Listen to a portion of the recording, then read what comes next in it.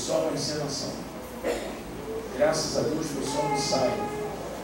A palavra de Deus diz: quando ouvires a voz do Senhor teu Deus, não endureçais o vosso coração. Deus está trazendo de uma forma teatral um recado que já está na Bíblia há mais de 2000 anos atrás.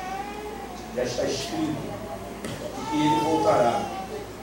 E na hora que ele voltar, ele diz assim: ai daquela que estiverem grávida naquele dia, ai daquelas que estiverem amamentando naquele dia, porque ele virá buscar, sim. As crianças já têm passaporte carimbado, por isso ele diz: ai daquelas que amamentam, porque vão ficar sem seus filhos, ainda que no ato do arrebatamento eles estejam mamando, eles vão ser levados, e a mãe que não tiver Cristo ficará. Vai ser duro para quem ficar. A gente fica até apavorado com medo, porque eu poderia ser o pastor delas. Eu poderia ser qualquer um desses companheiros que ficaram, o Joel, né?